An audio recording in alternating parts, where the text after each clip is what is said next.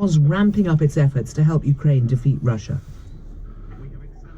Increased our support militarily for Ukraine this year. It's a decision that I took as Prime Minister. Today we are going even further, not just having provided Challenger tanks and being one of the first countries to do so, which catalysed the provision of tanks from other nations as well, but also today to move to start training Ukrainian Marines in the advanced capabilities they will need to mount further offensive, but also to train their pilots on advanced combat aircraft. So the House can be reassured we will continue to support Ukraine to ensure decisive military victory on the battlefield this year. Lord Robertson, George Robertson, was the Secretary General of NATO, and I asked him about the significance of this trip. How significant is it that President Zelensky is visiting the UK?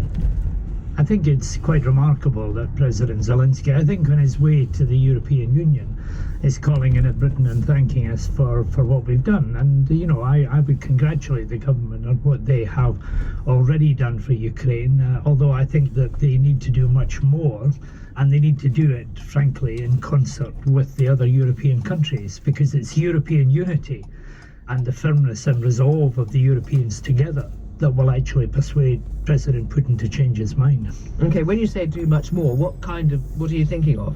Well, I think much more equipment has got to be said, much more in the way of training. We'll see what they're going to offer today. But, you know, sending 13 Challenger tanks is simply not enough. What are the rest of the Challenger 2s doing in this country, protecting Salisbury Plain? I think we can send much more in terms of equipment out there. After all, they're defending our front line. That's the front line of the United Kingdom. It's an eastern Donbass, not the White Cliffs of Dover. Well, what we know, or what we understand, is that the Prime Minister is going to be offering to expand the training to fighter jet pilots so that they have the ability to fly NATO standard fighter jets. Do you think they should actually be offering jets too? The UK should be offering jets? I think the whole question of air power is something that's got to be carefully examined. You know, fast jets don't operate on their own. They operate with a huge logistic and engineering tail behind them, and where is that going to be located? You've also got, if you're going to use air power to suppress enemy air defences, and if all of that is in Russian territory, that poses enormous problems. But, you know, that's something that NATO will be looking at very carefully at the moment, and therefore training of pilots is going to be a crucial element of what might happen in the future if things escalate. Okay, but if you can iron out those issues, in the principle of the UK increasing what it is sending by sending jets, are you in favour? Well, that's not something that I would enter into. I can see huge problems with the use of air power in Ukraine, and I've got some detailed experience of that in the past, and it has to be measured very carefully on facts that I don't have available at the moment. But I think that there are other things. Can you explain to us, though, what the concern is? What is your fear of what could happen if the UK sent jets? Well, if anybody sent jets, then they would be subject to the kind of air defences that the Russians have placed all around Ukraine.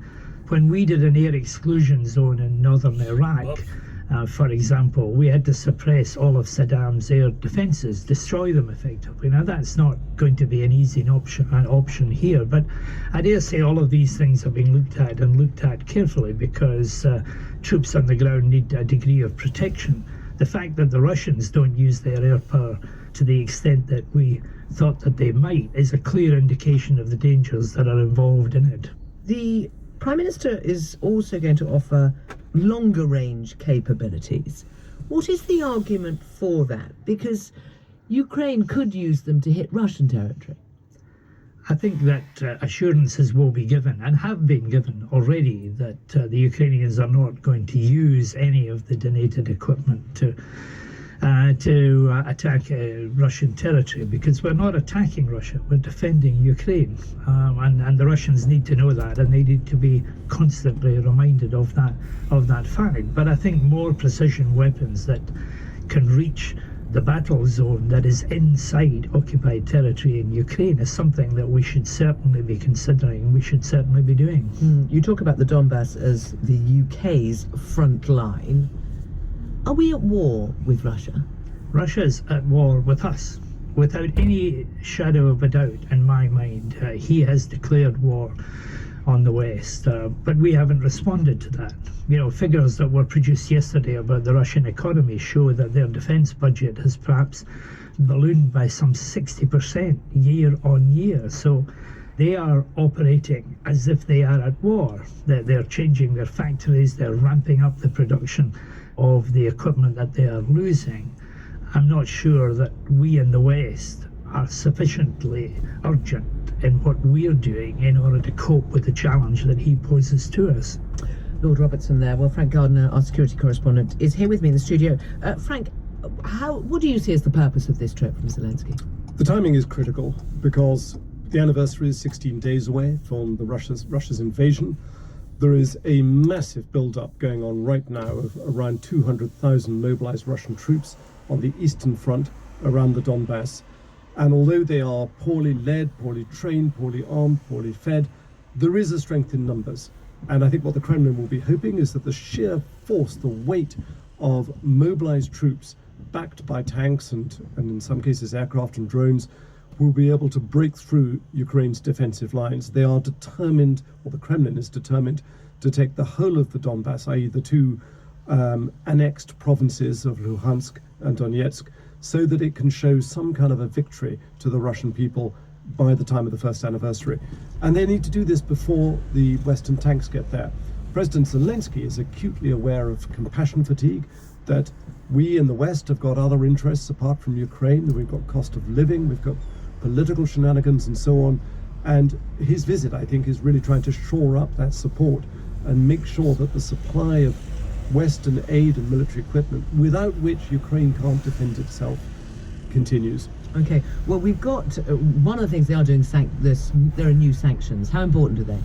Well, these are sanctions designed to target individuals who have profited from the Kremlin's war against Ukraine.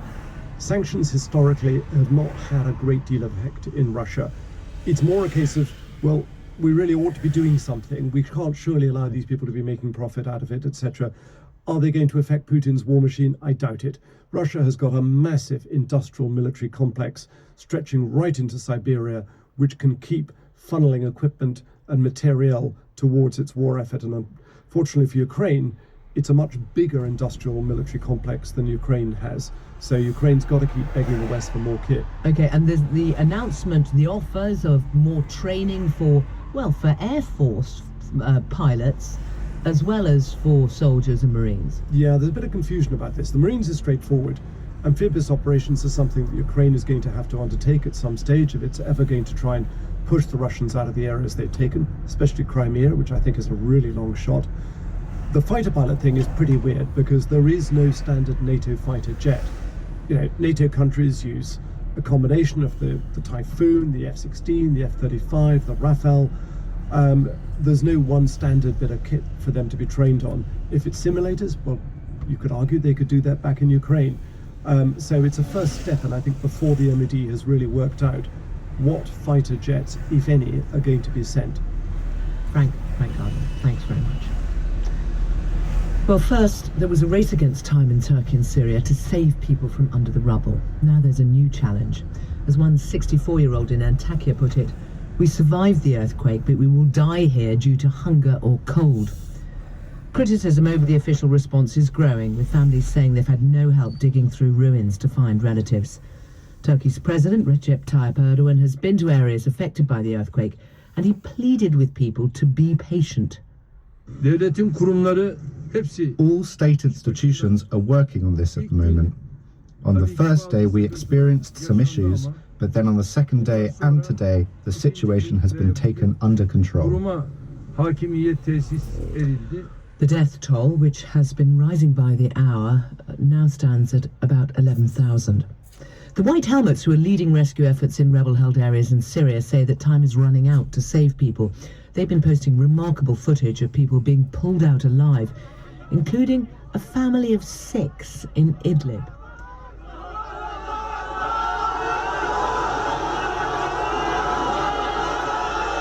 This was from yesterday, and you can hear the huge crowds who've been waiting, and they're cheering as each child is lifted out and carried to an ambulance where they're reunited with their parents. In southern Turkey, a farmer and restaurant owner called Bedia Guçum, who's involved in the rescue efforts in Adana, told the BBC that many of the children who are being pulled out of the rubble alive had no family left to care for them. Many children come out. Obviously, everyone's overjoyed that they come out alive, but their loved ones, their family, their parents are all buried still inside. The hospitals are full of children without any relatives. We have pictures of hundreds of kids going around social media trying to find family for them. Most of those kids are too young to remember who their grandparents' names were. The hospitals are overflowing with them. What are you going to do with those children? Anna Foster is in Kahramanmaraş in Turkey. And Anna, tell us what the situation is there. Well, I've watched, Sarah, over the last 24 hours or so. Things really changed. The collapsed apartment building that I'm in front of is sadly a place now of recovery, no longer a place of rescue. They know that nobody is alive in there, and I watched them late last night and again this morning bringing bodies out of the rubble. They have a huge digger that they're using to carve out great chunks of this rubble and debris until they find some sign of life, a hand, an arm, a leg, and then they pull that body out and they return it to the relatives, who many of which were here last night and are here again this morning. They are desperate to receive these bodies, to have some sort of closure, to be able to bury their loved ones. It is enormously difficult, not just for them, but for the rescuers who are working in dangerous conditions as well. And this is just one building of around 6,500 that we're told have collapsed across southern Turkey. It is an image that is being replicated in town after town and city after city. And Anna, what about those people who have survived but now must be struggling with the cold and with hunger?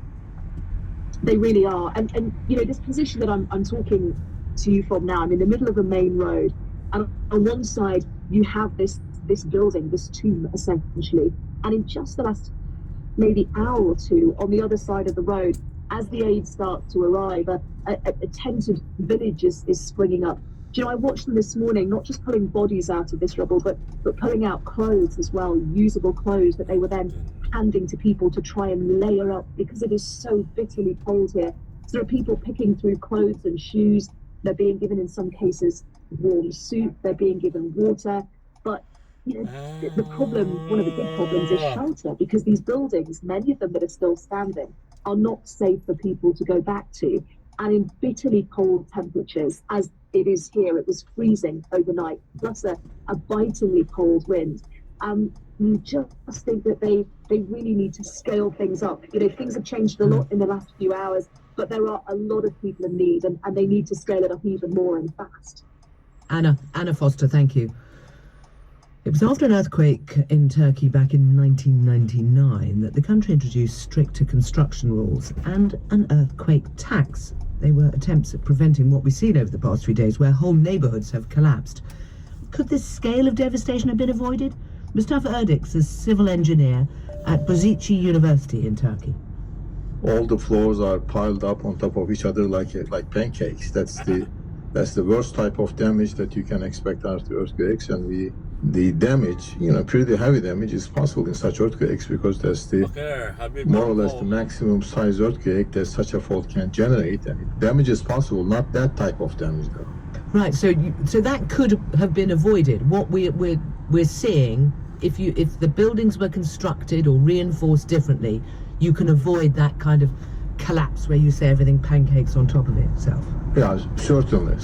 That's a matter of code conformity. That's how closely you conform to the codes, and that the codes are intended, in fact, to avoid such type of damage. The rule is that, okay, the earthquake can be damaged, but there shouldn't be any casualties. And plus, with the money that you collect from your insurance, you should be able to bring it back to the original position. But for this, you have to adhere, you have to conform to the codes. If you don't conform, then you end up with such damages. Okay, but is it the case that these buildings are just perhaps pre-new rules? They were built too long ago, or should all buildings conform to these codes you're talking about? Well, some of them probably were built prior to the code. One of them is the code, the other one is the construction practice.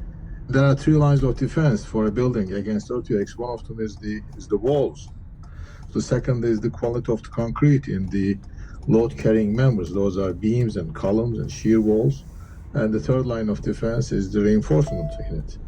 See, I mean, in old days, it's more than the code. What was lacking is the proper concrete quality, and whether you are using plain bars or rivet bars. From the surface, it looks minor, but they are very important when it comes to the type of collapse or type of damage that your building will receive. So who is responsible? Why are we in this situation? Well, essentially, the system is responsible. Currently, the code conformity is being established or enforced through legal means that certain elements are lacking in it. One of them is that what we call the professional engineering, so that now in Turkey, any engineer with a 4-year degree from a university can sign any project he wants. That shouldn't be the case. There should be some practical training, some examination. That's one thing. Second is that both on the design side and also the construction side, we have to install what you call the liability insurance or the malpractice insurance. So if there's anything wrong with the design or construction, they should be financially responsible for it as well. And then we can see it, for example, if you look at infrastructure such as bridges, roads, we don't see much of a damage or any damage, in fact. And the reason being is that all this insurance and the professionalism rules are being employed over there. What about the earthquake tax, which was brought in after the 1999 earthquake? Has that not been used to reinforce and try to prevent this sort of thing? Well, it has been used again for the relief of the after earthquakes. I mean, after the year 2000, we had at least 3 earthquakes with loss of lives and loss of property. And at that time, the government was essentially served as the insurance for that. And then they went ahead and built, tens of thousands of houses and buildings and give them to the affected population essentially with very low interest rates. So I think that some of the money has been spent that way. Now there is compulsory earthquake insurance, and then for example, this whole earthquake affected area, the penetration is about close to 60%. So it means that they are eligible to cover their damages, at least the 60% population. That was Mustafa Erdik. Well, we are now, more than 2 days since the earthquake, and Syria has formally requested help. It has activated what's known as the EU's Civil Protection Mechanism, which is the official way it asks for assistance under a scheme. There had been worries about how Turkey would get access to the help how Syria would get access to the help that we see is being sent to Turkey. Now, the Telegraph have printed a map of the north of Syria today, which really very neatly illustrates the challenge of getting international aid to the people there, because after more than a decade of war, there's a patchwork of areas along the Turkish border, each controlled by different rival groups: Syrian government, Syrian rebels, Turkish-backed Syrian rebels, jihadist forces, and Kurdish-led forces. And from Turkey, there's only one border crossing, and that's been affected by the earthquake. The jihadist rebel group in control of Idlib now appears to be asking